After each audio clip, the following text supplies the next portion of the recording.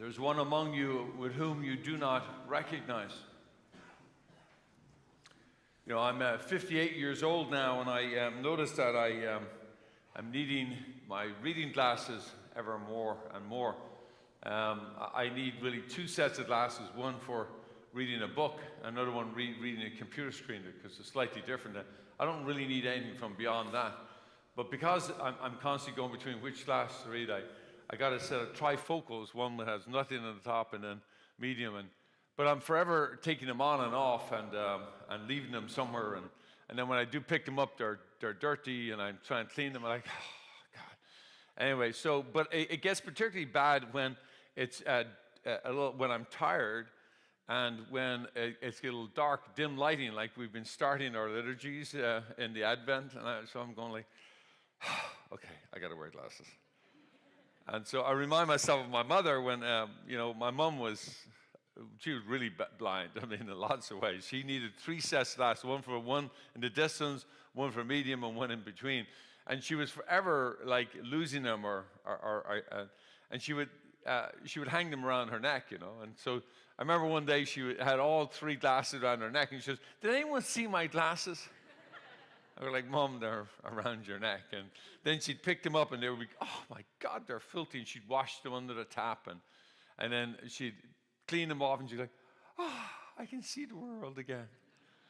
The gift of the reason why I bring that up is because I think it's a great metaphor for faith, and how the act of picking up the glasses is acknowledging that we need to see with eyes of faith. And that it doesn't change anything out there, but it changes our ability to be able to see with clarity. And we can see the difference, the real true difference between this or that.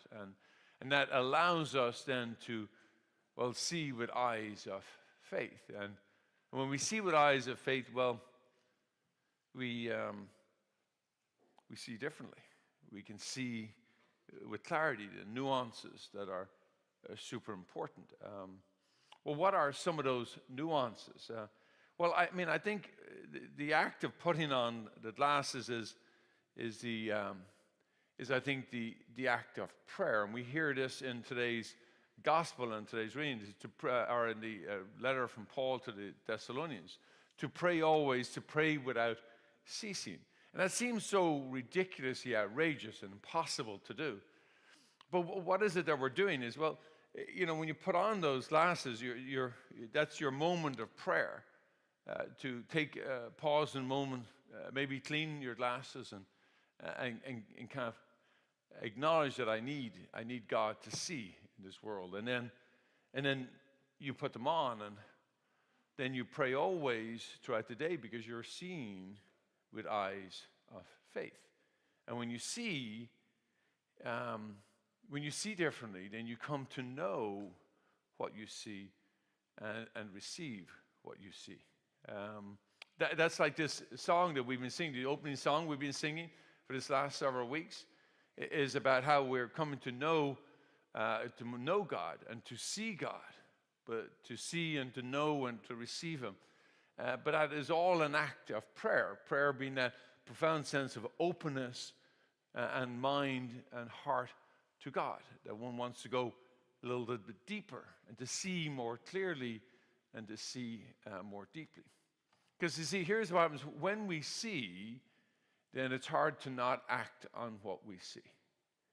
When we really see, we really come to know, then we see and we respond with compassion.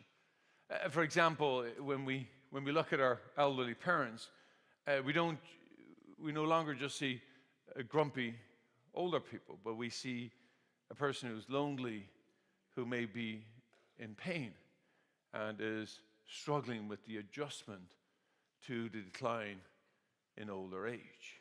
And with that new insight, then one acts with more compassion.